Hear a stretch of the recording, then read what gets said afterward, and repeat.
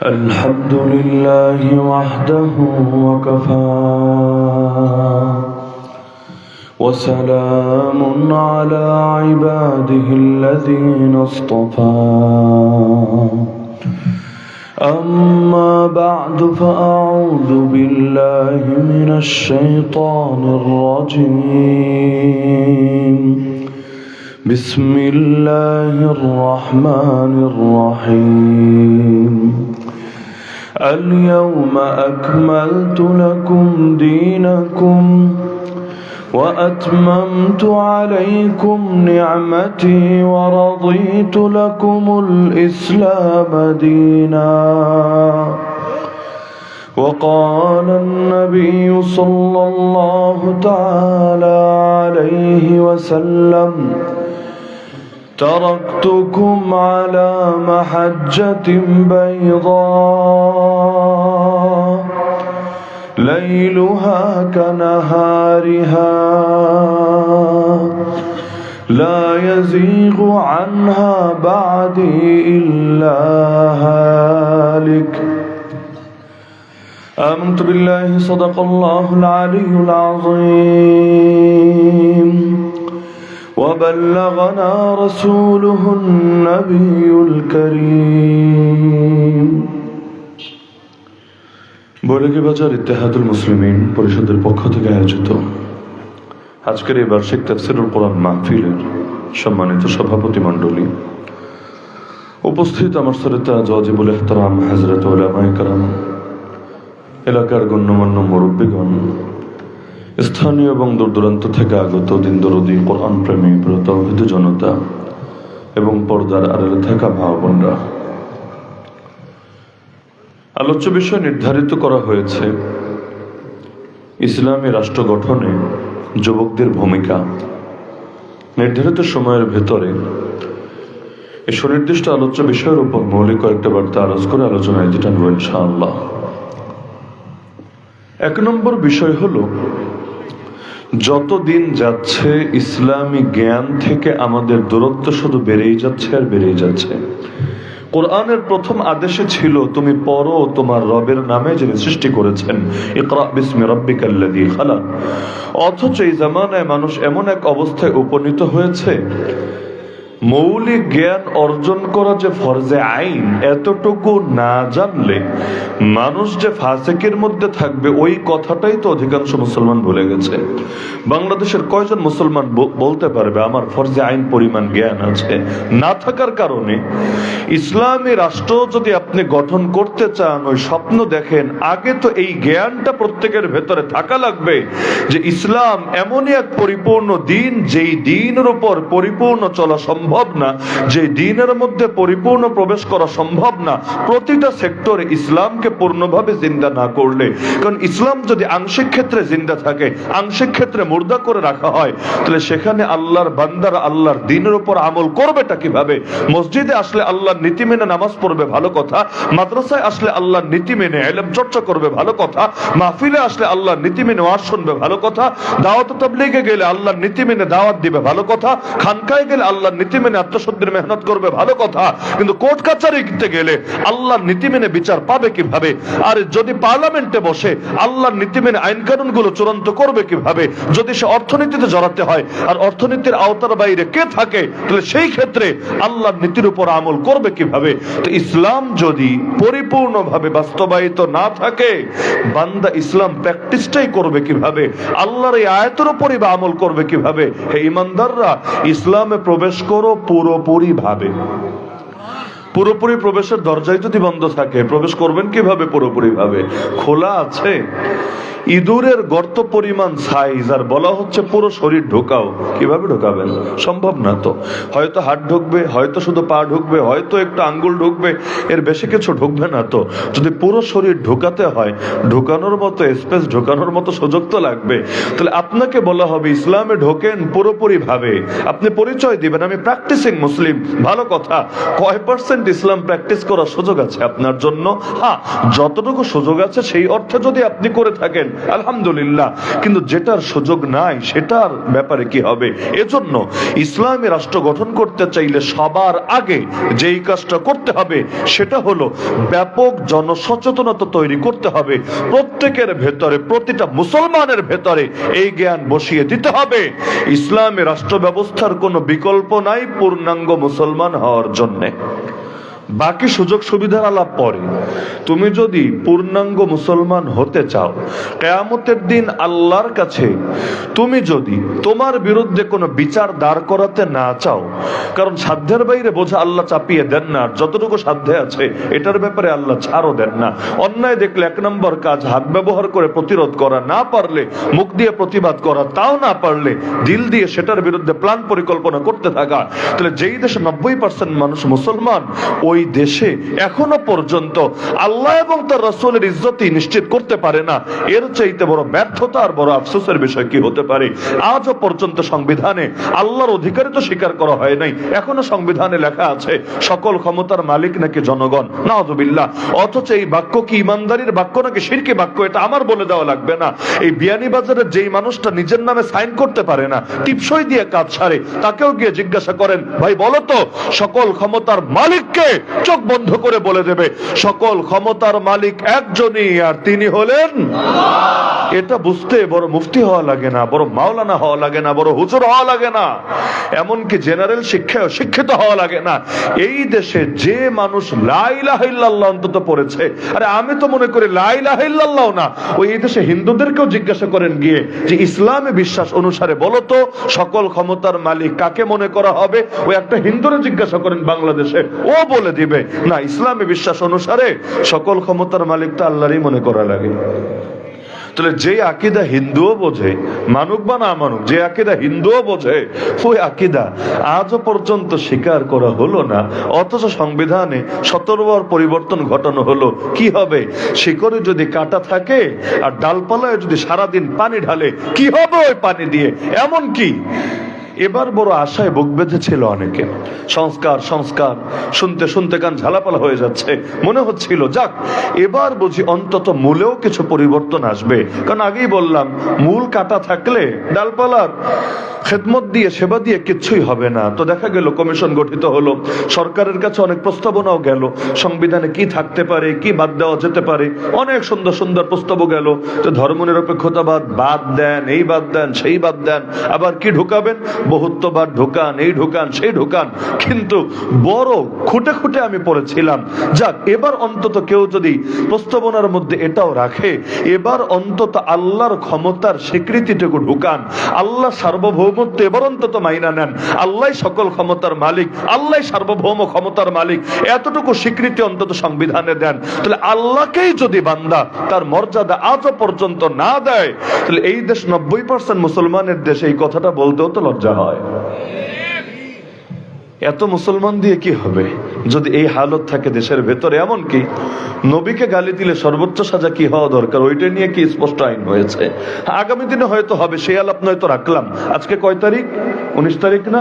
আমি যদি মাত্র 2 দিন পরের আলাপও করি, আজকে 19 তারিখ, মাঝখানে 20, এর পরের দিনই যেটা হতে যাচ্ছে, আচ্ছা এর পরের দিনের আগের দিনের প্রসঙ্গ যদি টানি, অর্থাৎ আগামীকাল, দেখা গেল ইতিমধ্যে এটা নিয়ে ছড়ানো হচ্ছে। আমার ধারণা ছিল যে নতুন বাংলাদেশ আর যা করুক বা না করুক, আল্লাহ এবং তার রাসূল নিয়ে কোনো কিছু বলতে গেলে 1000 বার ভাববে। দেখা গেল সির্ফ উদাহরণ হিসাবে মূল আলোচনা বোঝার জন্য আশা করি সহায়ক হবে। ঘোষণা দিল বাংলা একাডেমি। বাংলা একাডেমি তো আপনারা চেনার কথা, এটা যেন তেন কোনো প্রতিষ্ঠান তো না। বাংলা একাডেমি এবং লালনবাদী কবি ফরহাদ মজহার, যার বউ উপদেষ্টা, যার শিষ্য মাহফুজ আলমেরা উপদেষ্টা, ভালো কথা, এদের যৌথ উদ্যোগে একটা স্মরণ সভা হবে আগামীকাল 20 ফেব্রুয়ারি বৃহস্পতিবার সন্ধ্যাবেলায়, যেন তেন জায়গায় না, অমর 21 বইমেলায়। ভালো কথা, বলতে পারেন হোক না স্মরণ সভা, কি সমস্যা? হ্যাঁ, এতটুকু পর্যন্ত সমস্যা না। সেখানে কি করবে? ইবাদত নামা নামে একটা বই আছে লালনবাদী কবি ফরহাদ মজহারের, এমন নিকৃষ্ট বই যার পাতায় পাতায়, পৃষ্ঠায় পৃষ্ঠায় কখনো আল্লাহকে নিয়ে, কখনো নবীকে নিয়ে, কখনো আম্মাজান খাদিজা রাদিয়াল্লাহু আনহাকে নিয়ে, কখনো ইসলামকে নিয়ে এমন এমন নিকৃষ্ট ভাষায় কটূক্তি করা হয়েছে, কোন মুসলমানের তার বয়স যদি 100 হয়, এগুলো শোনার পর তার রক্তের আগুন কিছুতেই নিভাতে পারবে না যতক্ষণ না এর বিরুদ্ধে প্রচন্ড আওয়াজে গর্জে উঠবে। ইবাদতনামা এই বইটা থেকে কবিরা কবিতা পাঠ করবে। আমার ধারণা ছিল অনেক মানুষ জোয়ানকালে বহু আকাম কুকাম করে, কিন্তু বুড়া হলে, বয়স হলে তওবা করে একেবারে জামানার হাসান বসরিতে পরিণত হয়। আছে নাই? বহুত আছে। আমার ধারণা ছিল এই বুড়া বহু আগে বইটা লিখেছে ইবাদতনামা, এবং এর মোটামুটি প্রতিটা পৃষ্ঠা আমার লাইন বাই লাইন পড়া আছে।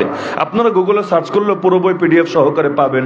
যদি কারো মনে হয় যে না হুজুর ব্যক্তিগত কোনো আক্রোশ মেটাচ্ছে কিনা, নিজেই যাচাই করে নেন, আপনার জন্য দরজা খোলা আছে। প্রয়োজনে মাহফিলে বসেই বাড়ি যাওয়ার আগে পিডিএফ ডাউনলোড করে নিজে দেখে নেন। তাহলে লাইনে লাইনে কটূক্তি করা হয়েছে, কিন্তু বইটা অনেক আগে। আমার ধারণা ছিল বয়স যেহেতু হয়েছে, যদিও অনেক লাইনে খারাপ আছে, অন্তত মনে হয় আল্লাহ এবং তার নবীরে নিয়ে গালিগালাজ ছেড়েছে।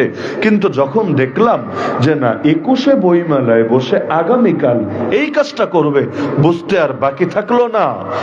বয়স বেড়েছে কিন্তু শয়তানি কমে নাই, শয়তানি এর সাথে পাল্লা দিয়ে বেড়েছে।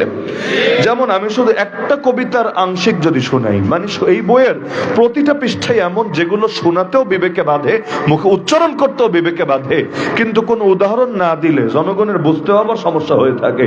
আজান নামে একটা কবিতা আছে, বইয়ের নামও কত সুন্দর, ইবাদতনামা বইয়ের নাম, আজান কবিতার নাম। পৃষ্ঠা হলো 69-69। এই পৃষ্ঠার মধ্যে কবিতাটা সে লিখছে, প্রথম বাক্য হলো তুমি কি বধির প্রভু। বধির বোঝেন? বয়রা, কানে শোনে না। তুমি কি বধির প্রভু নাকি কানে তুলা দিয়া থাকো। এভাবে হুঙ্কার দিয়ে 5 বার মাইক্রোফোনে কেন মুয়াজ্জিন হাকিতেছে, মানে মুয়াজ্জিন যে 5 বার আজান দেয় এটাকে বলছে হাকিতেছে কেন 5 বার এভাবে মাইক্রোফোনে ফু দিয়ে। প্রেম কথা কে কয় চিৎকারে, মানে মুয়াজ্জিন আজান মানে হলো ঘোষণা, সে ঘোষণা দিয়ে সবাইকে সজাগ করছে, সচেতন করছে, কিন্তু এটাকে প্রেম কথা ট্যাগ লাগিয়ে, যে প্রেম কথা আবার মাইক দিয়ে চিল্লায়া বলবে কোন দুঃখে। এরপর দুনিয়া কাঁপিয়ে দিয়ে তোমাকে ধর্মের নামে ডাকা কোথা থেকে এলো প্রভু, তবে কি ধূর্ত শয়তানে মনুষ্যেরা ডাকিতেছে অধর্মের সাজানো ময়দানে। নাউযুবিল্লাহি মিন যালিক। এই যে আল্লাহর শানে যে বাক্যগুলো ব্যবহার করা হয়েছে, এই বাক্য আপনি নতুন বাংলাদেশে কল্পনা করা যেতে পারে, এবং এই বাক্যগুলো বলবে আর মুসলমান চুপ করে বসে থাকবে, এটাই বা কিভাবে সহ্য করা যেতে পারে?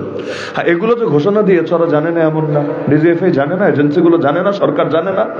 একটা প্রতিবাদ বাদ দিলাম, অন্তত এটা বন্ধ করা। কারণ গায়ে পড়ে ঝগড়া লাগাতে চাইলে সরকারের করণীয় কি? সরকারের করণীয় ঝগড়ার পথ বন্ধ করা।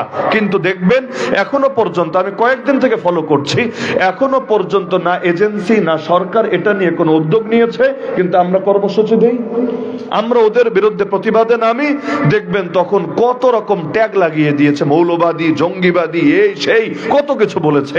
এমনকি নবীরা যখন গালি দিবে মুসলমান সইতে না পেরে যদি সেখানে গিয়ে কিছু করে, তাহলে বলবে মব, এই সেই, মানে হাজিব আজিব। ওরা দুনিয়াতে এই আকাম কুকাম করবে, এটার বিরুদ্ধে প্রতিবাদ হবে না। আর তাওহীদি জনতা একটা প্রতিবাদ করতে গেলে তারে উল্টা গালি দিতে মোটেও বুকে বাঁধবে না। লাইনে লাইনে, তার মানে কতগুলো এখানে বলা যাবে। আর একটা কবিতা লিখেছে দুনিয়া রেজিস্ট্রি করো, একই বই, এগুলো পাঠ করবে আগামীকাল। তিলেক হিম্মত নাই, মানে তিল পরিমাণ হিম্মত নাই, আধা ছটাকের নাই তেজ, 7 আসমানে প্রভু খোদা তাআলা হয়ে বসে আছো। তাহলে এগুলো তো বললাম আল্লাহর শানে, নবীর শানও এর চাইতে আরো খারাপ কথা। রাম্মাজান খাদিজা নামে, বিবি খদিজা এই নামে একটা কবিতায় আছে স্বতন্ত্র, এটা আমার পক্ষে মুখে উচ্চারণ করে সম্ভব না, কারণ কারো মায়ের নামে যদি নিকৃষ্ট কথা থাকে ওইটা কোনো সন্তান মুখে বোঝানোর জন্য আনতে পারে না, সম্ভবই না আমার মুখে আনা।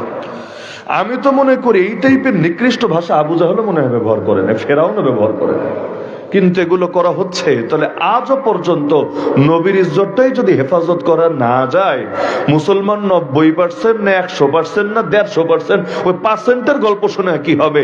ঢাকা শহর মসজিদের শহর না কিসের শহর, ওই গল্প শুনে কি হবে? দেশে কয়টা ওয়াজ হয়, কয়টা মাদ্রাসা আছে, কয়টা খানকা আছে, ওই গল্প শুনে কি হবে? আল্লাহ এবং তার রাসূল তো সব দলাদলির ঊর্ধ্বে, সব প্রশ্নের ঊর্ধ্বে, সব ইখতিলাফের ঊর্ধ্বে। তাহলে যদি স্বাধীনতা 54 বছরে এখনো পর্যন্ত আল্লাহ এবং তার নবী নবীর ইজ্জতের ব্যাপারে মুসলমান ঐক্যবদ্ধ হতে না পারে, সজাগ হতে না পারে, সচেতন হতে না পারে, তাহলে জাতি হিসাবে আমরা কতটা আকাম্য একটা জাতি হয়ে আছি এটা বোঝাতে আর কোন উদাহরণের দরকার আছে? তাহলে এক নম্বর কাজ, ইসলামী রাষ্ট্র কি করবেন? এক নম্বর কাজ, জাতিকে আগে বোঝান, আগে গণ সচেতনতা তৈরি করেন।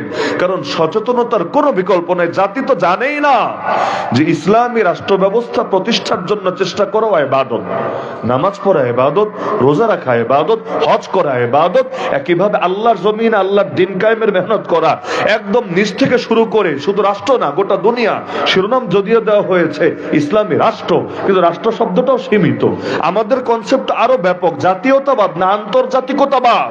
শুধু কোন এক দেশ এক এরিয়ার মধ্যে সীমাবদ্ধ না। আমার নবী খালি মক্কার নবী না, খালি মদিনার নবী না, খালি তায়েফের নবী না, খালি সৌদির নবী না, আমার নবী বিশ্ব নবী। খালি আমাদেরই নবী না, মা আরসালনাকা ইল্লা রাহমাতাল লিল আলামিন। তিনি আলামিন, তামাম জাহানের সমস্ত জগতের নবী। তাহলে আমার নবী যদি সমস্ত জগতের নবী হয়, আমরা তো সেই নবীর উম্মত। তো বিশ্ব নবীর উম্মত তো বিশ্ব নিয়ে ফিকির করবে। আন্তর্জাতিক নবীর উম্মতের চেতনাও তো আন্তর্জাতিক চেতনাই হবে। হ্যাঁ, শুরু করতে হয় নিজেকে দিয়ে, এটা স্বাভাবিক। তাহলে নিজ এরিয়ায় যদি করতে না পারি, অন্য এরিয়ায় করব কিভাবে, সেটা নিয়ে দ্বিমত নাই। কিন্তু আমাদের আলোচনা তো আরো ব্যাপক। কেন? কারণ আল্লাহ আমাদের পরিচয় দিয়েছেন আমরা খলিফা। খলিফা মানে প্রতিনিধি। কার প্রতিনিধি? শয়তানের না, নফসের না, ইবলিসের না, আল্লাহর জমিনে আল্লাহর প্রতিনিধি। এই জমিনের মালিক কে?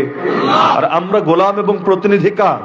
একদিকে গোলামও আর একদিকে প্রতিনিধিও, একদিকে গোলামও আর একদিকে প্রতিনিধিও। তা আমাদের জীবনের কাজই একটা, মেরি জিন্দগি কা মকসদ তেরে দিন কি সরফরাজি, मैं इसीलिए मुसलमान, मैं इसीलिए नमाजी, इन्ना सलाती व नुसुकी व महयाय व ममाती लिल्लाहि रब्बिल आलामीन।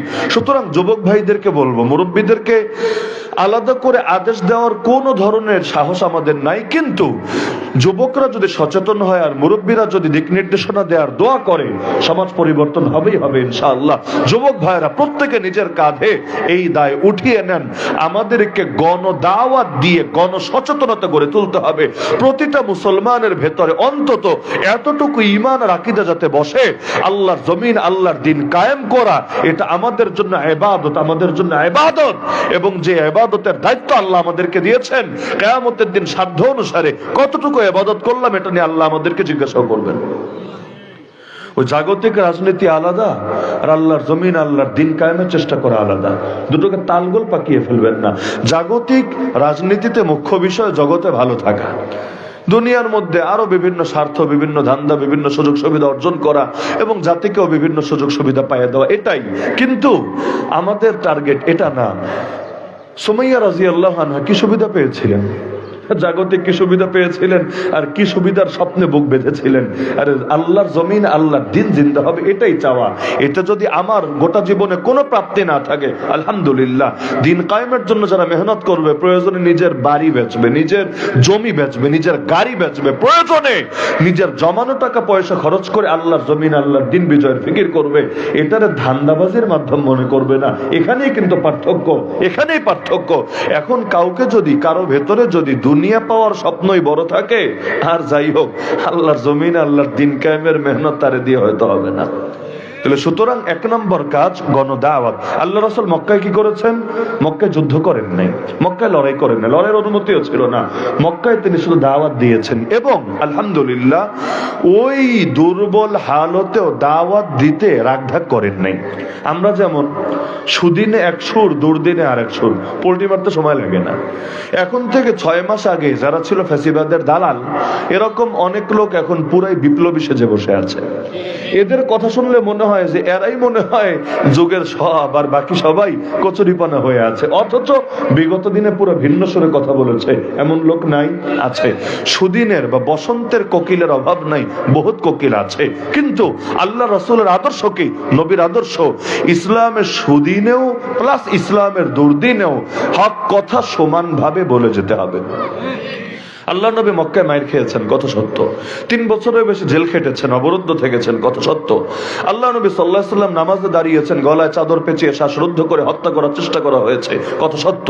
আবু জাহল নিজে পাথর দিয়ে আঘাত করে নবীর মাথা ফাটিয়ে দিয়েছে, কত সত্য। তয়েফে গিয়েও রক্তাক্ত হয়ে ফিরে এসেছেন, কত সত্য। আরো কত ভাবে কত জুলুমের শিকার হয়েছেন, এমনকি তার আপনজনরা, তার সঙ্গীরাও কত জুলুমের শিকার হয়েছে। এই যে সাহাবী সুমাইয়া রাদিয়াল্লাহু আনহা, একজন নারী যার সন্তানও তখন যুবক, আম্মার বিন ইয়াসির, তাহলে এই বয়স্কা নারীটাকে হত্যা করলো কেন? তাও নেতা নিজে, আবু জাহাল নিজে হাতে থাকা বর্ষা দিয়ে লজ্জাস্থানে এমন জোরে আঘাত করলো, জায়গায় তরপাতে তরপাতে তরপাতে শহীদ হয়ে গেল।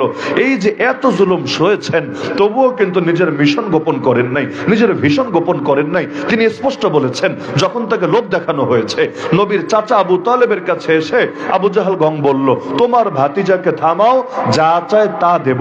নারী চাইলে আরবের সবচাইতে সুন্দরী নারী এনে দেব, ক্ষমতা চাইলে দারুন নদা পার্লামেন্টের মেম্বার বানিয়ে নেব, আর যদি সম্পদ চায়, কত সম্পদ লাগবে, সম্পদের পাহাড় বানিয়ে দেব। আর যদি জিনে ধরে, তাও বলো আমরা সবচাইতে ভালো কবিরাজ ডেকে এনে চিকিৎসা করাবো। নাউযুবিল্লাহ। 4 প্রস্তাব, নারী, সম্পদ, ক্ষমতা, কবিরাজ, 4 প্রস্তাব। নবী 4টার কোনোটাই রাজি হয়েছিলেন? আল্লাহ রাসূল স্পষ্ট বলেছেন, ফাওয়াল্লাহ, আল্লাহর কসম করে বলছি, লাউ ওয়াদাউ শামসা ফি ইয়ামিনি ওয়াল কামারা ফি ইয়াসারি আলা আন আতরুক হাযাল আমরা মা তারাকতুহু হাত্তা ইউযহিরাহুল্লাহ ওয়া আহলিকা দুনাহু। কত ছোট বাক্য, কত বড় অর্থ। নবী বলছেন, আল্লাহর কসম করে বললাম, ওরা যদি আমার ডান হাতে আকাশে সূর্য এনে দেয় আর বাম হাতে ওই আকাশে চাঁদটাও এনে রাখে, তবু এই পথ ছাড়বো না আমি, যতদিন না, এই যে লক্ষ্যের কথা, যতদিন না আল্লাহ তার জমিনে তার দ্বীনকে করেন জিন্দা, অথবা আমি মুহাম্মদ হয়ে যাই মুর্দা। দুইটা যে কোনো একটা। হাত্তা ইউযহিরাহুল্লাহ, হয়তো আল্লাহ তার জমিনে ইসলামকে বিজয়ী করবেন, আও আহলিকা দুনাহু, অথবা এই পথে এর জন্য আমি মরবো, আমি শহীদ হব। সহজ ভাষায় বললে, হয়তো শরিয়ত জিন্দা হবে, না হলে মুহাম্মাদের নসিবে শাহাদাত জুটবে। কিন্তু আমার নসিবেও শাহাদাত জুটবে না, আর আমাকে লোভ দেখিয়ে ফিরাবা আল্লাহর রাস্তা থেকে, এটা কিছুতেই সম্ভব না। এই যে প্রচন্ড দুর্বল অবস্থায়ও হক কথা গোপন করছেন না, এটাই হলো ইসলামকে বিজয়ী করার প্রথম ধাপ। আমরা বড় অবাক হই, বাংলাদেশে দেখবেন বাতিল পন্থীরা বাতিল কথা বলতে লুকোচুরি করে না, কোনো লুকোচুরি নাই। হিন্দুত্ববাদী বলবে রামরাজ্য বানাতে চায়, নাস্তিক বলবে নাস্তিক্যবাদী রাষ্ট্র বানাতে চায়, আর সেকুলাররা তো নিয়মিতই বলে ধর্মমুক্ত রাজনীতি গড়ে তুলে সেকুলার স্টেট বানাতে চায়, আধুনিক রাষ্ট্র গড়তে চায়, ইত্যাদি ইত্যাদি। একইভাবে দুনিয়ার যত বাতিল ফেরকা আছে, বামদের কথাই শোনেন, ওরা স্পষ্ট বলবে ওরা মার্কসের আদর্শ জিন্দা করতে চায়, লেনিনের আদর্শ জিন্দা করতে চায়, ওরা চে গুয়েভারার আদর্শ জিন্দা করতে চায়, ওইটা চায় ওইটা চায়। কেউ কোনো লুকোচুরি করেন, স্পষ্ট বলে। কারো মডেল আমেরিকা, কারো মডেল সেই লন্ডন, কারো মডেল হলো ফ্রান্স, কারো মডেল চায়না, রাশিয়া, স্পষ্ট বলে। খালি আমরাই, বাস্তবতা এটাই, খালি আমরাই হক কথা হয়তো বলি না, না হলে বললে এমন ঘুরায়া পেঁচায় বলি, পাবলিকের মাথায় ধরে না আসলে আমরা কি চাই, আমরা কি বোঝাতে চাই, আমাদের গোল কি, আমাদের টার্গেট কি, আমাদের লক্ষ্য কি, আমাদের মিশন কি, আমাদের ভিশন কি। আচ্ছা আপনি বলেন, ইসলাম যদি বাংলাদেশে জিন্দা হয়, আমি কাউকে কষ্ট দেওয়ার জন্য বলছি না, আপনি নিজের বিবেককে জিজ্ঞাসা করেন, ইসলাম যদি বাংলাদেশে আজ জিন্দা হয়, তাহলে গরিবের ফায়দা কি, শ্রমিকের ফায়দা কি, মজদুরের ফায়দা কি, কৃষকের ফায়দা কি, নারীর ফায়দা কি, সংখ্যালঘুর ফায়দা কি, শিক্ষকদের ফায়দা কি, ডাক্তারদের ফায়দা কি, আইনজীবীদের ফায়দা কি, এটার ব্যাপারে কয়জনের সুস্পষ্ট ধারণা আছে? অর্থনীতিটা কেমন হবে, ব্যাংকিং সেক্টর কেমন হবে, শেয়ার মার্কেট কিভাবে চলবে, বাকি সবগুলো জিনিস কিভাবে হ্যান্ডেল করা হবে, বিচারাচার কিভাবে চলবে, সেই পুরনো ফরম্যাটকে নতুন ছাঁচে কিভাবে সজ্জিত করা হবে, কয়টা মানুষের সুস্পষ্ট ধারণা আছে? বলছে যে বলছে ইসলাম চাই, ও তো জানে না ইসলামের রূপরেখাটা কি হতে পারে। তাহলে পাবলিক যদি নাই জানে, খালি আবেগ নিয়ে কয়দিন চলবে? আবেগ তো হালকা জিনিস, কিন্তু বুঝ হলো ভারী জিনিস। আবেগ এখন আছে, দুদিন পর নাও থাকতে পারে বা কমে যেতে পারে, কিন্তু বুঝ যদি দিলের ভেতরে বোঝা থাকে, তাহলে ইনশাআল্লাহ সুম্মা ইনশাআল্লাহ শাহাদাত পর্যন্ত বা মৃত্যু পর্যন্ত সেটা স্থির থাকবে। আমরা তো বুঝেই না, বোঝা তো অসম্ভব ছিল না, বোঝার আগ্রহই তো নাই, আগ্রহটাই তো নাই। সংসদ এক কক্ষ হবে না দুই কক্ষ হবে আলোচনা, জাতীয় নির্বাচন স্থানীয় নির্বাচন কোনটা আগে হবে আলোচনা। আর ইসলামী তরিকায় সংসদীয় কাঠামো কেমন হয়, নির্বাচন পদ্ধতি বা কেমন হয়, নির্বাচন পদ্ধতি কেমন হয়। আমি যদি প্রশ্ন করি, যদি ইসলাম কায়েম হয় তাহলে কাদিয়ানির ভোট দেওয়ার কতটুকু অধিকার থাকবে? ইসলাম যদি কায়েম হয় তাহলে একজন অনেক বড় বুজমান, বাংলাদেশের সবচাইতে বড় শিক্ষিত বুদ্ধিজীবী আর একদম মাদকাসক্ত চূড়ান্ত পর্যায়ের অথর্ব, উভয়ের ভোটকে কি একই সমান কাউন্ট করা হবে কিনা, এভাবে এক একটা আলাপ জোরে দেন, দেখবেন অধিকাংশ মানুষ ক্লিয়ার কিছু জানেই না। এ ব্যর্থতা কার? আমার। আমি অন্য কারো কাজে দিব না, এই ব্যর্থতা আমার।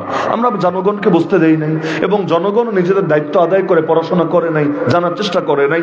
দায় জনগণেরও, দায় আমাদেরও। আমরাও বলি নাই, তারাও শেখে নাই, আমরাও বলি নাই, তারাও শেখে নাই। ইমাম আহমদ বিন হাম্বল রহমতুল্লাহ আলী বলেন, জ্ঞানীরা যদি মুখ বন্ধ করে রাখে আর জাতি যদি জ্ঞান অর্জন থেকে বিরত থাকে, হক কিভাবে প্রকাশিত হবে? যেই কথা বলেছেন এত আগে, তার মৃত্যুই হয়েছে 241 হিজরিতে, আর এখন 1446 সম্ভবত। কত লম্বা ব্যবধান! যেই মন্তব্য করেছেন এতকাল আগে, ওই মন্তব্য আজ দিবালোকের মতো আমাদের সামনে স্পষ্ট হয়েছে। সুতরাং 1 নম্বর কাজ, মিশন স্পষ্ট করেন, লক্ষ্য স্পষ্ট করেন, আমরা কি চাই জাতিকে বুঝায় দেন এবং এ ব্যাপারে তার করণীয় কি, এ ব্যাপারে তাকে সজাগ করে দেন। আজ বাংলাদেশে যেই মানুষগুলো দিন কায়েমের বিরোধিতা করে, আমি মনে করি, আপনি দ্বিমত করতে পারেন, আমি মনে করি তাদের অধিকাংশ না জানার কারণে, না বোঝার কারণে বিরোধিতা করে। এদেরকে ব্রেইন ওয়াশ করে রাখা হয়েছে, অথবা এদের চোখের সামনে পর্দা ফেলে রাখা হয়েছে। তারা বুঝতে পারছে না তারা আসলে কোন দলের বিরোধিতা করছে না, তারা আল্লাহর দ্বীনের বিরোধিতা করছে। আল্লাহকে তাদের বিরুদ্ধে বাদী বানায় ফেলছে, দুনিয়ার কাউকে না। নবী বিচার দিবেন তাদের বিরুদ্ধে আল্লাহর আদালতে, কত বড় পাপ তারা করে ফেলছে।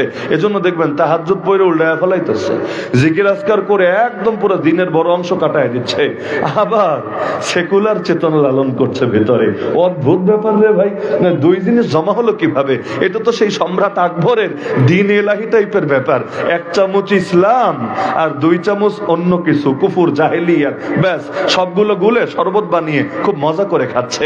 অথচ এই পাগলই বলে লা ইলাহা ইল্লাল্লাহ, নেই কোন মাবুদ আল্লাহ ছাড়া। প্রথমে কিন্তু না করে, পরে হা করে, নেই কোন মাবুদ, দেয়ার ইজ নো গড। কথাটা খুব ব্যাপক, নেই কোন মাবুদ, কেউ নাই, ইল্লাল্লাহ, বাট আল্লাহ, কেবল আল্লাহ, শুধু আল্লাহ, সিরফ আল্লাহ, দ্বিতীয় কেউ নাই। এক বাক্য বলে দুই জিনিস বোঝায় দিল, আল্লাহ মাহবুদ এটাও বোঝায় দিল, এবং আল্লাহ একমাত্র মাহবুদ, দ্বিতীয় কোন মাহবুদ নাই এটাও বোঝায় দিল। দুই কথায় পার্থক্য আছে, সে আমার বউ, সে আমার একমাত্র বউ, দুইটার অর্থ এক না। সে আমার বউ, সে আমার একমাত্র বউ, দুটো এক কথা? আরে ভাই, দুটো এক কথা? জিন্দগিতে এক কথা না।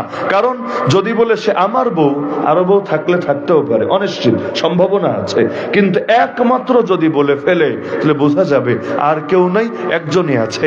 আল্লাহ মাহবুদ এতটুকু বললে ইমানদার হবেন না। অতটুকু অনেক বিধর্মীয় বলে, আল্লাহর অস্তিত্ব অস্বীকার করে না সকলে, নাস্তিক না, মুশরিক। মুশরিকরা আল্লাহর অস্তিত্ব অস্বীকার করে না, আল্লাহ মানে, তবে এককভাবে মানে না, সঙ্গে অনেকজনকে মিলিয়ে ফেলে। অধিকাংশ বাঙালি বললেও হয়তো ভুল হবে না, আমি অধিকাংশ শব্দ বাদই দিলাম। অনেক মানুষ এমন আছে, বা অন্তত কিছু মানুষ এমন আছে, যারা মুখ দিয়ে বলে লা ইলাহা ইল্লাল্লাহ, কিন্তু বাস্তবে তারা এক খোদা না মেনে বহু খোদা মানে। বলবেন কিভাবে?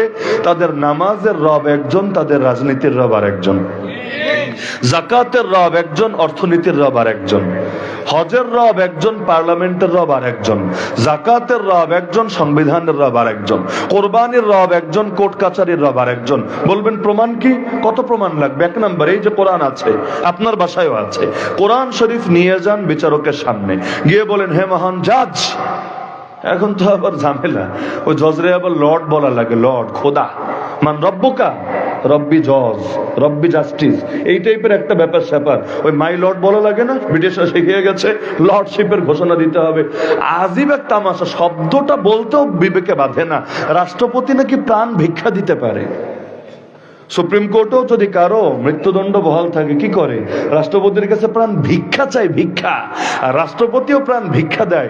বেটা এই শব্দ ব্যবহার করলে তার মধ্যে আর নমরুদের মধ্যে পার্থক্য থাকে কোথায়? নমরুদ তো এই বাক্যই বলেছিল, নবী ইব্রাহিমের সামনে। এই বাক্য বলে নাই? 3 নম্বর পরে 2য় পৃষ্ঠা সূরা বাকারায় আছে না? সে বলেছিল, আমি জীবন দেই, আমি মরণ দেই। দলিল কি? জেল থেকে 2 জন এনে একজনকে ছেড়ে দিল আর একজনকে মেরে ফেললো। এই যে জীবন দিলাম, এই যে মরণ দিলাম। তো জেল থেকে মুক্তি দেওয়ার নাম যদি প্রাণ দেওয়া হয়, এটারে যদি প্রাণ ভিক্ষা বলা হয়, তাহলে নমরুদের দাবি আর বাংলাদেশের এই মূর্খদের দাবির মধ্যে পার্থক্য কোথায়? কষ্ট নিয়েন না। অন্যায় যেখানে প্রতিবাদ করা লাগবেই লাগবে। অন্যায় যদি বাপে করে তাও প্রতিবাদ লাগবে, অন্যায় যদি প্রধানমন্ত্রী করে তাও প্রতিবাদ লাগবে। কারণ কালেমা পড়েছে আল্লাহর নামে। আল্লাহকে বাদ দিয়ে গোলামি করতে পারবো না, পূজা দিতে পারবো না অন্য কাউরে। ব্যক্তির অনুসরণ হতে পারে, ব্যক্তি পূজা হবে না। ইসলামে নবীরও তো পূজা চলে না। নবীর ইবাদত হয় নাকি? আরে নবীর ইবাদত জায়েজ আছে? কেউ যদি বলে আমি নবীর ইবাদত করি, ঈমান থাকবে? এমনকি কাবাকে কেউ যদি সেজদা দেয়, আমরা কাবাকে সেজদা দেই না, আল্লাহর কসম কাবাকে সেজদা দেই না, কাবার রবকে সেজদা দেই। কিন্তু কেউ যদি বলে কাবাকে সেজদা দিলাম, নিয়ম হলো কাবার দিকে ফিরে সেজদা দিলাম, কাবাকে না। সেজদা দিয়েছে কাকে? তো কেউ যদি বলে কাবাকে সেজদা দিয়েছি, তাহলে কি এটা তাওহীদ হবে না শিরক হবে? সবাই বোঝেন। তাহলে বিচারকের সামনে গিয়ে বলেন, হে বিচারক, আমাকে এই কোরআন দিয়ে বিচার করে দেন। কোরআনের বিচার আমার পক্ষে আসলেও মানি, বিপক্ষে গেলেও মানি। কারণ সবাই ঠকাতে পারে আমাকে, আল্লাহ আমাকে ঠকাবে না।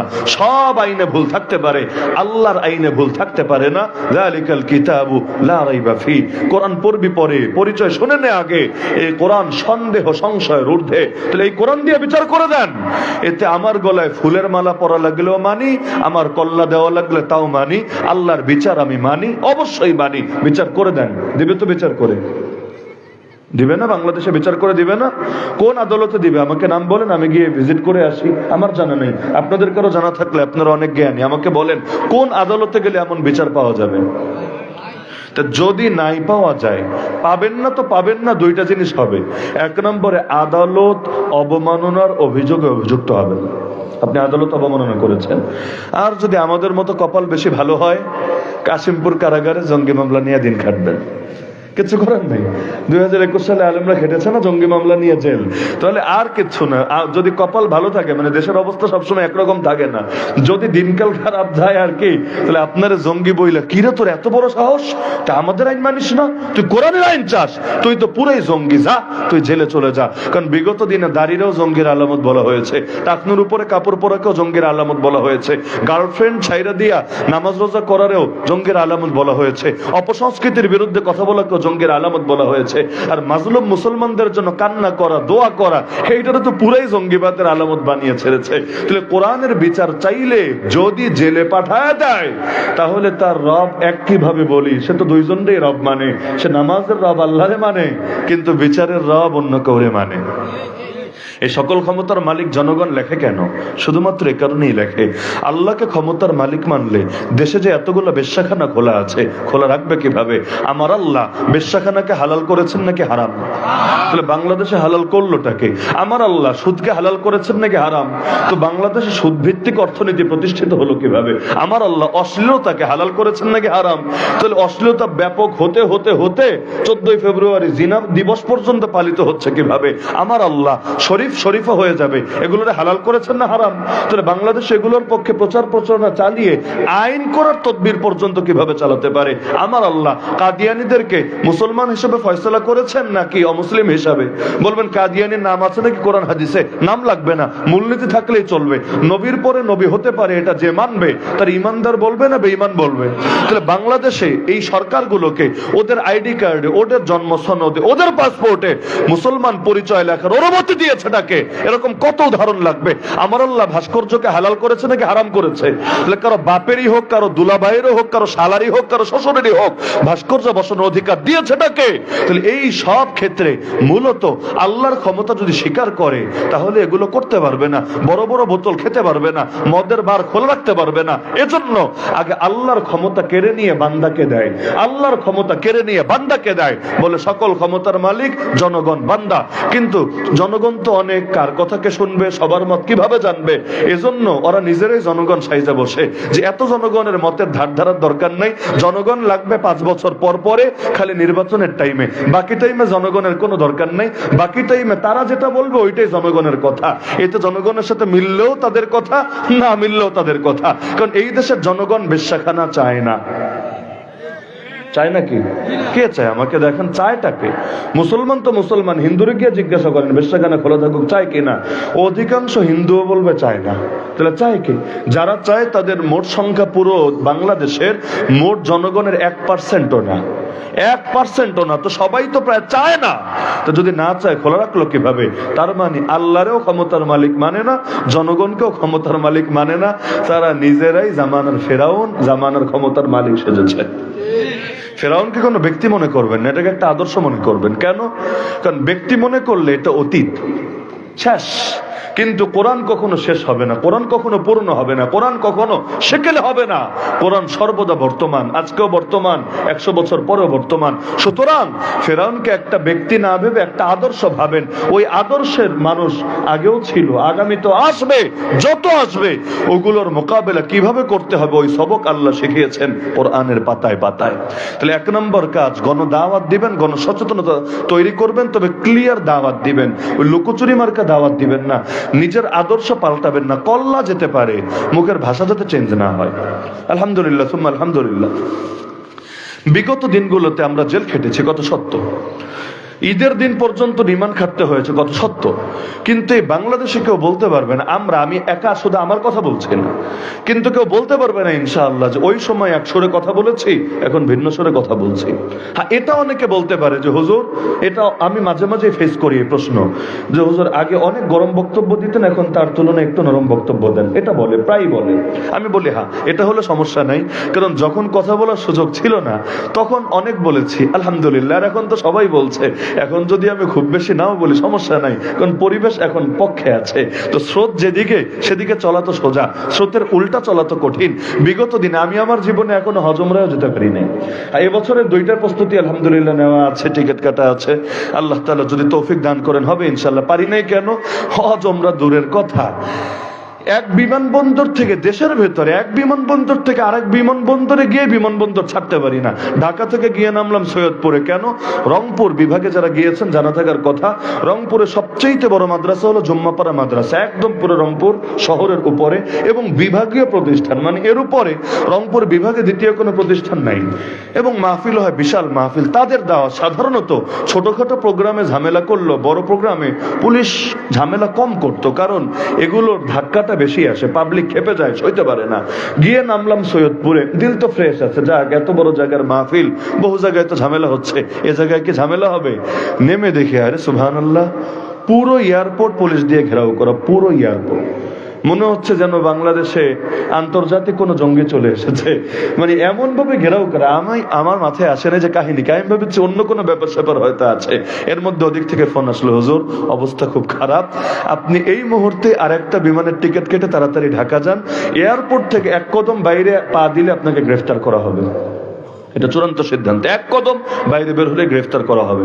তো দিলে কষ্ট লাগলো, ঢাকা থেকে আসলাম সৈয়দপুরে, এত দূরে এসে এখন যদি ফিরে যাওয়া লাগে, বিষয়টা কেমন? তাহলে দেখি, চেষ্টা ফিকির করে কিছু করা যায় কিনা। এখন ভেতরে গিয়ে বসেছি, আর তো এখন ওই বিভাগের অফিসার আসে, ওই গোয়েন্দা অফিসার আসে, ওই আসে, খালি চাপ আর চাপ, যে এখন আপনাকে এই মুহূর্তে ঢাকা যেতে হবে। আমি বললাম ঢাকা যাবো, টিকিট কোথায়? হুজুর টিকিট কি আমরা দেবো নাকি? টিকিট নিজের পকেটের পয়সা দিয়ে কিনে তারপর যেতে হবে। তারা বাধা দিবে, তারা টিকিট দিবে না। অবশেষে বহুক্ষণ চেষ্টা তদবির করে যখন বোঝা গেল যে না, এখন গ্রেফতারি হতে হবে, অবশেষে টিকিট কেটে আবার ফিরে আসলাম ঢাকায়। তো এক জায়গা থেকে আরেক জায়গায় বিমানবন্দরে, অথচ মাহফিল করতে না দিলে না দে, বিমানবন্দর ঘেরাওয়ের কি অধিকার আছে? কিন্তু এমন দিন আমাদেরকে কাটাতে হয়েছে। এর চাইতে কঠিন দিন তো বেলালকে কাটাতে হয়েছে, এর চাইতে কঠিন দিন তো ওমরকে কাটাতে হয়েছে, এর চাইতে কঠিন দিন তো খুবাইব খাব্বাবকে কাটাতে হয়েছে। কিন্তু আলহামদুলিল্লাহ, তার রক্ত দিয়ে আমাদেরকে শিখিয়ে গিয়েছে, পরিস্থিতি যেমনই হোক সুর পাল্টানো যাবে না। আজকের বাংলাদেশ আমি বড় অবাক হয়ে যাই, দ্বীনের পক্ষে কথা বলে কিছু মানুষ দ্বীনের আদর্শ তুলে ধরতে পারে না। তারা এমন এক লোভ দেখায় জাতিকে, আমরা ক্ষমতায় আসলে এই হবে সেই হবে, এমন এমন লোভ দেখায় যার সাথে ইসলামের কোনো সম্পর্ক থাকতে পারে না।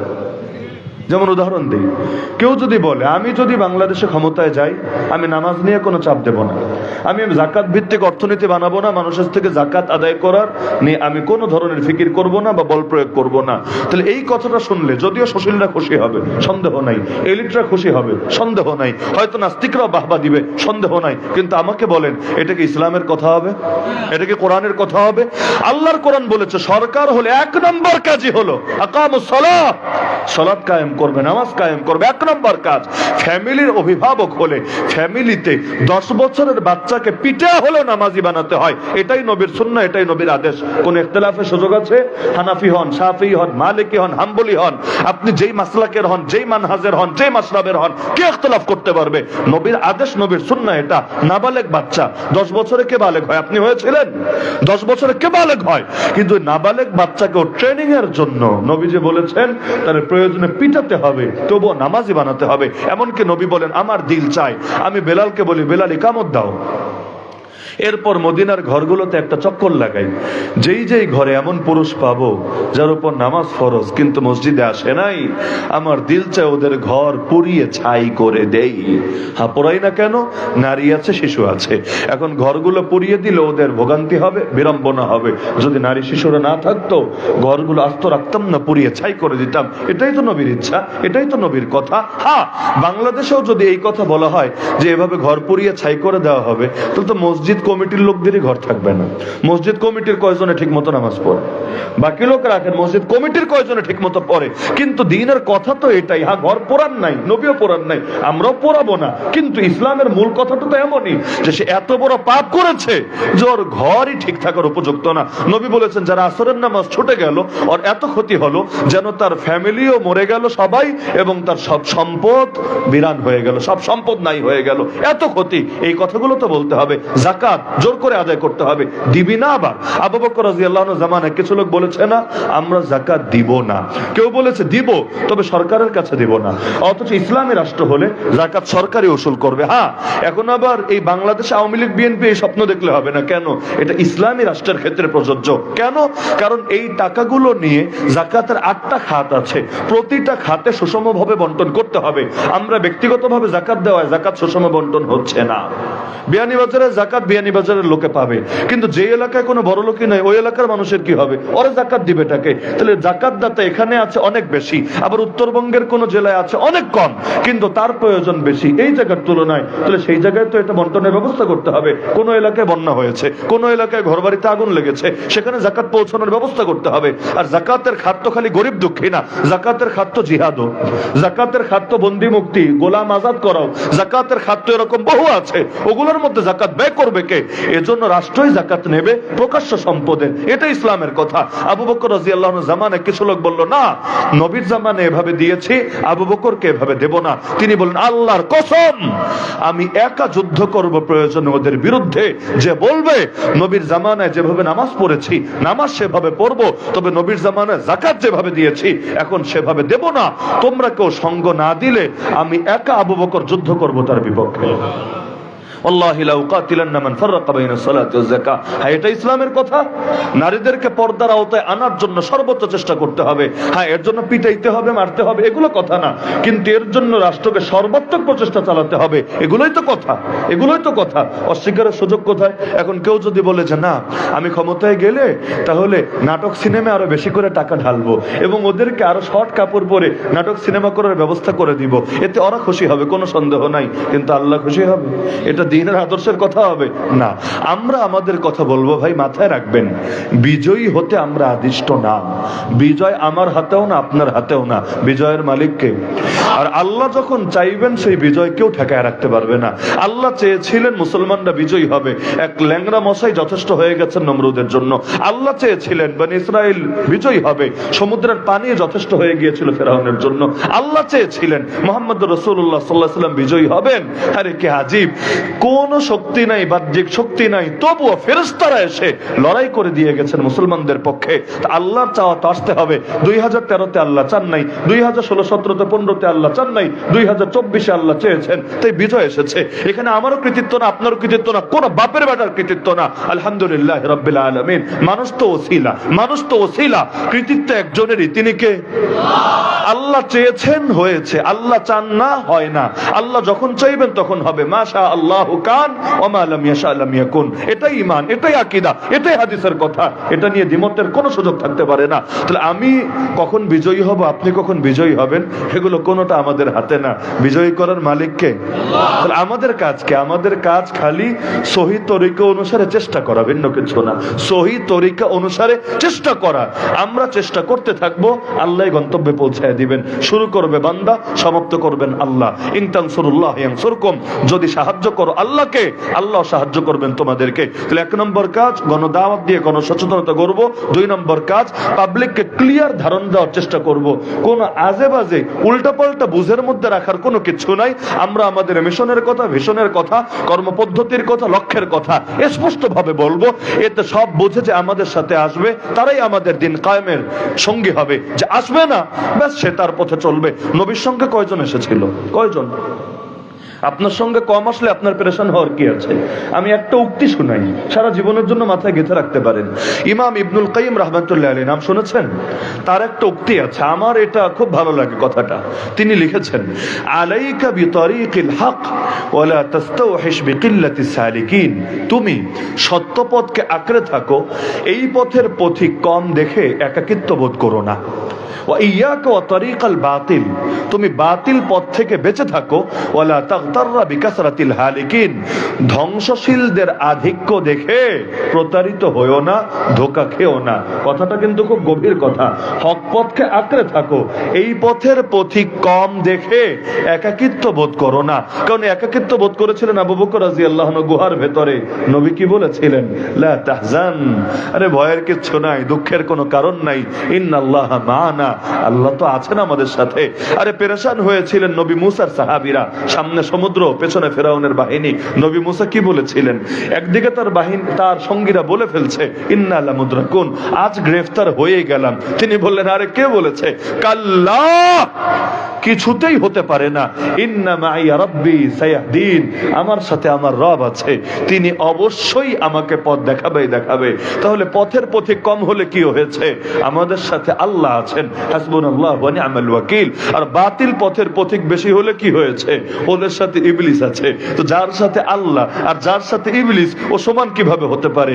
আল্লাহু আকবার। ইবলিস তো আর আকবার না, আল্লাহু আকবার। আল্লাহু আকবার যখন বলেছি, তাহলে সুতরাং মাথায় এটা গেঁথে রাখতে হবে, আমার বিজয় সুনিশ্চিত, হয়তো 2 দিন আগে অথবা 2 দিন পরে। হ্যাঁ, শেষ কাজ সেটা হলো, শুধুমাত্র লক্ষ্যের কথা বললে আর গণদাওয়াত দিয়ে জাতিকে জাগিয়ে তুললেই হবে না। সবাইকে শাহাদাতের তামান্নার ভিত্তিতে সুসংগঠিত এবং সুসংঘবদ্ধ রাখতে হবে। শাহাদাতের তামান্না ছাড়া মুসলমান কখনোই দুনিয়াতে ভালো কিছু করতে পারবে না। নবীজি বলেছেন, কিয়ামতের আগে এমন একটা সময় আসবে, দুনিয়ার সব জাতিগোষ্ঠী তোমাদের উপর ঐক্যবদ্ধ হয়ে ঝাঁপিয়ে পড়বে, একদল আরেক দলকে ডেকে ডেকে। যেভাবে প্রচন্ড ক্ষুধার্ত ব্যক্তি খাবারের প্লেট পেলে ঝাঁপিয়ে পড়ে। এক সাহাবী অবাক হয়ে বলেন, ইয়া রাসূলুল্লাহ, এটা কেন? আমরা সংখ্যায় কম হব বলে? নবী বলেছেন, না, সংখ্যায় অনেক বেশি হবা, অনেক বেশি, কিন্তু তোমরা হবা কচুরি পাতার পানির মতো, বন্যার পানিতে ভেসে যাওয়া পানির মতো, খড়কুটোর মতো। আল্লাহ তাআলা তোমাদের ব্যাপারে কাফেরদের দিল থেকে ভয় উঠায় দিবেন, তোমাদের দিলের মধ্যে একটা রোগ ঢেলে দিবেন, যে রোগের নাম ওয়াহান। সাহাবী বললেন, ইয়া রাসূলুল্লাহ, ওয়াহান আবার কি জিনিস? নবী বললেন, ওয়াহান হলো 2 জিনিসের নাম। এক হলো দুনিয়ার প্রেম, দ্বিতীয় হলো মরতে অপছন্দ করা। দুনিয়ার প্রেম, মরতে অপছন্দ করা। তাহলে অর্থ কি দাঁড়ালো? যখন দিলে দুনিয়ার আসক্তি ঢুকবে, মুসলমান শাহাদাতকে ভুলে যাবে, গোটা দুনিয়ার বুকে সব জাতি মিলে তাদেরকে খালি মারবে আর মারবে আর মারবে। শাহাদাতের তামান্না লাগবেই লাগবে। মক্কায় মুসলমান কম ছিল, কথা সত্য, কিন্তু অল্প মুসলমানের হাতে ইসলাম বিজয়ী হয়ে গেল। মদিনায় মুসলমান অনেক বেশি ছিল, কিন্তু যেই হারে মুসলমান বেড়েছিল ওই হারে কিন্তু মুনাফিকও কম ছিল না। উহুদের ময়দানে নবী 1000 জনকে বের হয়েছিলেন, 300টাই টাটকা মুনাফিক ছিল, যারা রাস্তা থেকে মুসলমান ছিল। হুনাইনে 10,000 মুসলমান ছিল। বদরে আল্লাহ এমন বিজয় দিলেন, কাফেরদের মেরুদণ্ড ভেঙে গেল। হুনাইনে মুসলমানের উপর এমন ভাবে তীর আসতে লাগলো, পালাতে পালাতে পুরো ময়দান খালি হয়ে গেল। আল্লাহ রাসূল এবং হাতে গোনা কয়েকজন সাহাবী ময়দানে রইলেন, আর বাকি এমন ভাবে পালাচ্ছিল, পালানোর জায়গা খুঁজে পাচ্ছিল না। অবশেষে আল্লাহ তাআলা আবার তার বিশেষ রহমত নাজিল করেছেন। কেন? কারণ হলো বদরের ময়দানে মুসলমান কম ছিল, কিন্তু যারা ছিল কোয়ালিটি 100 থেকে 100 ছিল। হুনাইনে অনেক বেশি ছিল সংখ্যা, 10,000, অনেক বেশি। অপরদিকে কাফের 3 গুণের চাইতে কম ছিল হুনাইনে। তো ঝামেলা ছিল কোথায়? 2 জায়গায়। এক নম্বর হলো ইদ আজাবাতকুম কাসরাতুকুম, এই যে সংখ্যা বেড়েছে, সংখ্যাধিক্য অনেককে মুগ্ধ করেছে, নজর আল্লাহর থেকে সরে বস্তুর দিকে চলে এসেছে। অথচ মুসলমানের ভরসা একজনের উপরই রাখা লাগে, তিনি কে? আল্লাহ। আল্লাহর উপরই ভরসা রাখতে হয়। তো ভরসা আল্লাহর থেকে চলে এসে কিছুটা কারো কারো মনে এসেছে, যেদিন 313 ছিলাম তখনই হারি নাই, আজকে 10,000, কোন বাপের বেটা আমাদের হারাতে পারবে? কাফের যখন 3 গুণ বেশি ছিল তখনই হারাতে পারে নাই, আজকে কাফের কত কম, কিভাবে হারাবে? এই যে নজর আল্লাহ থেকে সরে একটু মাখলুকের দিকে আসলো, এ কারণে আল্লাহ পাকড়াও করলেন। কিন্তু বড় আরেকটা কারণ আছে, সেটা কি? সংখ্যা তো অনেক বেশি ছিল, কিন্তু অনেকেরই কোয়ালিটিতে ঘাটতি ছিল। বলবেন কিভাবে? হুনাইনে এমনকি মক্কাও বিজয় করে ফেলেছে, তাহলে কে পারবে হারাতে? তাহলে ওদের সাথে গেলে গনিমত নিশ্চিত, গনিমত নিশ্চিত। তার মানে সেও বের হয়েছে। তবে বের হয়েছে কেন? লড়াইয়ের জন্য না। বের হয়েছে কোন একটা আইফোন পাওয়া যায় কিনা, বের হয়েছে কোন একটা R15 মাইরে দেওয়া যায় কিনা, রয়্যাল এনফিল্ডে ভাগ বসানো যায় কিনা, অথবা কোন মন্ত্রী এমপির কোন গাড়িটা আস্তে কইরা আইনা মাইনকা চিপায় ঢুকানো যায় কিনা। ওই যে বিগত আন্দোলনে যা হয়েছে, কত চোর বাটপারও নেমে গেছে বিপ্লবী সেজে। আসলে বিপ্লবী না, আসলে হলো বিপ্লবীদের রং ধরে ধান্দাবাজি করতে চেয়েছে। তাহলে এই যে কাজগুলো করতে চায়, এমনকি কত জায়গায় তো পাবলিকের ক্ষতি করে দিয়েছে। বিআরটিএতে পর্যন্ত হামলা হয়েছে, মিরপুরে আমাদের পাশেই। দেখা গেল হামলা হয়েছে, ক্ষতিটা কার হলো? জনগণেরই তো হলো, ভোগান্তি জনগণেরই হলো, এখানে সরকারের কি হয়েছে? কিন্তু এই কাজগুলো যারা করেছে কেন? কারণ তারা শুধু ভাগ নিতে চেয়েছে। তো অনেক মুশরিক ও নবীর সাথে বের হয়েছে কেন? জয় তো নিশ্চিত, জয় তো নিশ্চিত। তাহলে কিছু ঘোড়া পাইলেও লাভ, কিছু উট পাইলেও লাভ, কিছু তলোয়ার পাইলেও লাভ, কিছু তীর পাইলেও লাভ, যা পাবো পুরোটাই তো ফাও। আর ফাও জিনিস পাইলে লস কোথায়? তাহলে ওদের ইমানে বল থাকবে কোত্থেকে? ইমানই তো নাই, এগুলো তো কাফের, নেমেছে ধান্দাবাজির জন্য।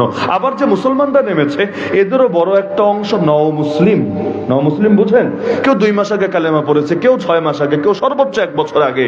এখনো ওইভাবে তারবিয়াত পায় নাই যেভাবে বদরের সাহাবীরা নবীর কাছে থেকে থেকে প্রশিক্ষিত হয়েছেন। মাথায় রাখবেন, এটা আমাদের জন্য খুব জরুরি।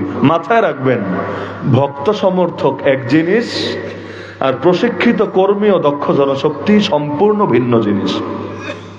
ভক্ত সমর্থক 1,00,000, আর প্রশিক্ষিত কর্মী আর দক্ষ জনশক্তি 1,000। ওই 1,000 হয়তো 1,00,000 দৌড়ানির উপর রাখবে।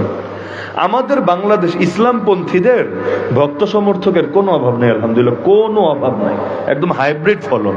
নাস্তিকদের কিসের ভক্ত সমর্থক, ইসকনের কিসের ভক্ত সমর্থক, ওদের কয়টা, কিন্তু আমাদের ভক্ত সমর্থকের অভাব নাই। তো ভক্ত সমর্থক হলো কচু পাতার পানি, এই আছে তো এই নাই, বাতাস আসতে দেরি, ঝরতে দেরি না। অপরদিকে প্রশিক্ষিত কর্মী আর দক্ষ জনশক্তি, এদেরকে শাহাদাত ছাড়া কোনো জিনিস সহজে ময়দান থেকে সরাতে পারে না। আল্লাহ নবী মক্কায় কি করেছিলেন? হ্যাঁ, লোক কম ছিল, কিন্তু সবাইকে প্রশিক্ষিত বানিয়েছিলেন, দক্ষ করে গড়ে তুলেছিলেন। বলবেন কিভাবে? ওই আবু জাহেলের বাড়ির কাছে এক সাহাবীর বাড়ি ছিল, নাম আরকাম ইবনে আবিল আরকাম রাদিয়াল্লাহু আনহু। ইসলামের প্রথম মাদ্রাসা ছিল তার ঘর। নবী সেখানে গণশিক্ষা দিতেন। কিভাবে?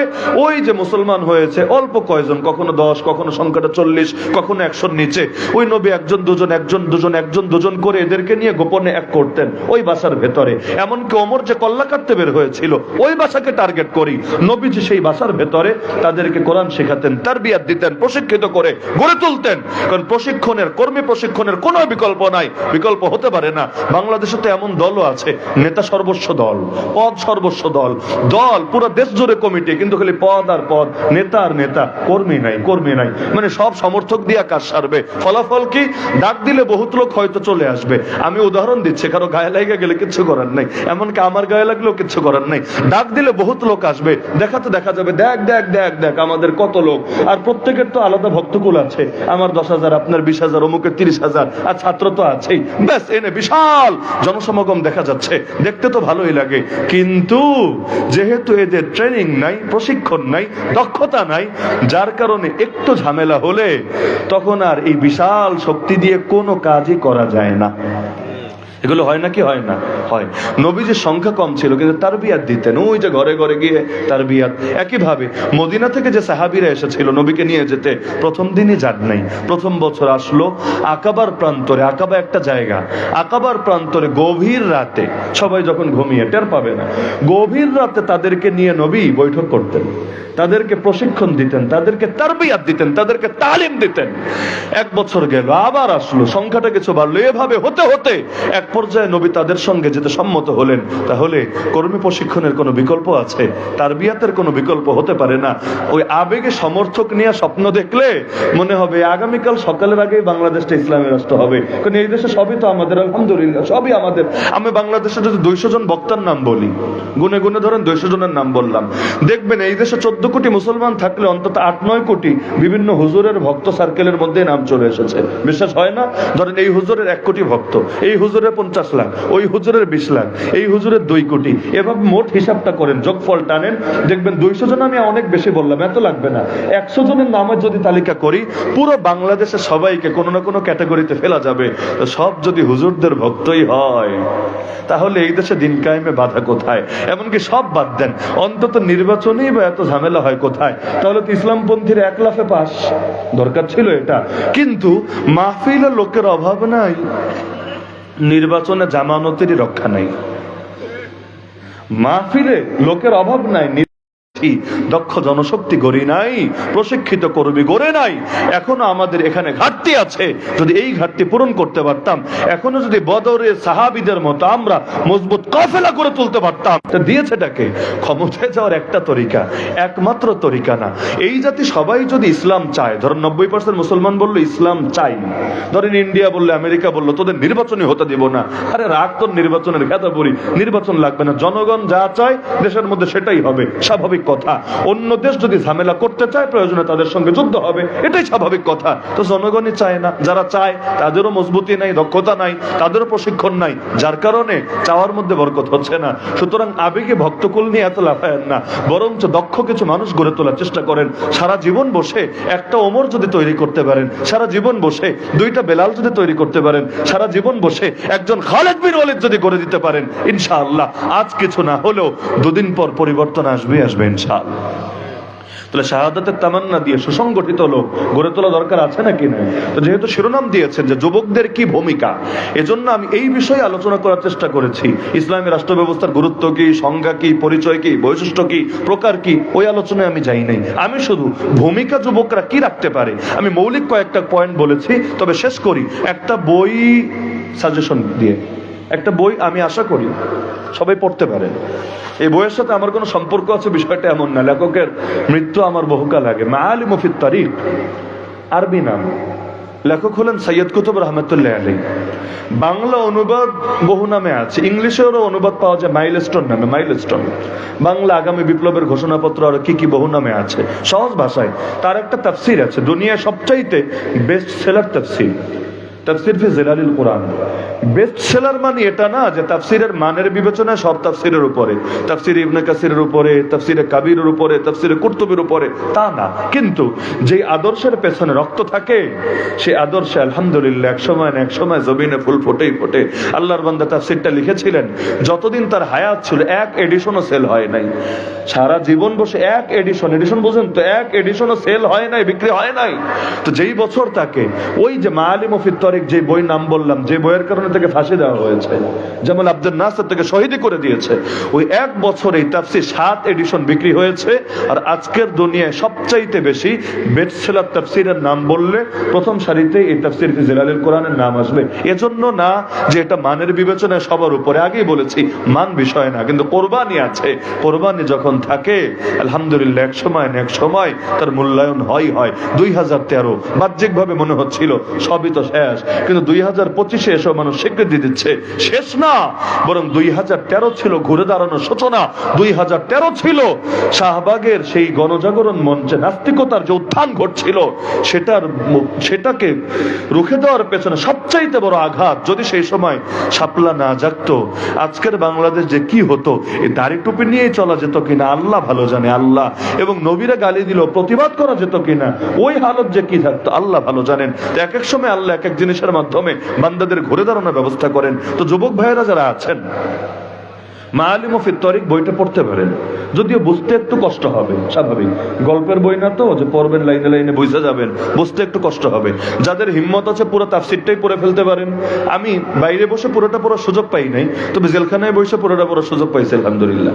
জেলখানায় আরবিটা ছিল না, তবে বাংলা অনুবাদটা ছিল। আমাদের কিছু ভাই একটা কামের কাম করছে আলহামদুলিল্লাহ। জেলখানার লাইব্রেরি এমনি তো খালি সব বঙ্গবন্ধুর বই দিয়ে ভরা, আরে বই আর বই আর বই।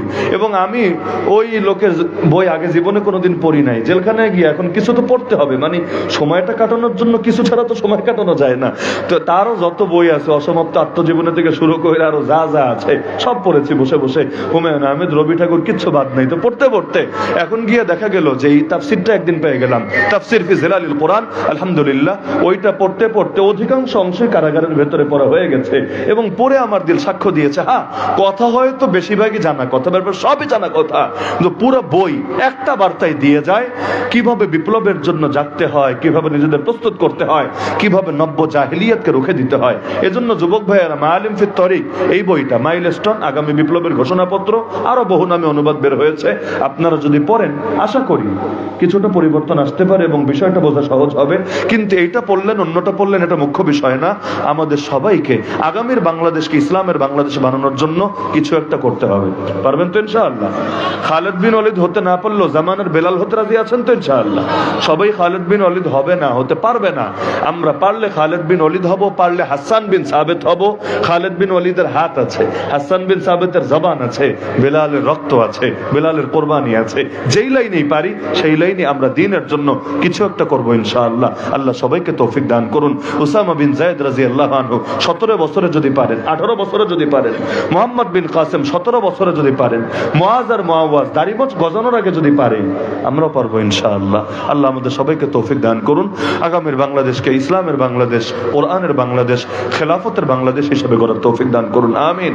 ওয়া আখিরু দাওয়ানা আলহামদুলিল্লাহি রাব্বিল আলামিন। সবাই দুরূদ শরীফ পাঠ করুন।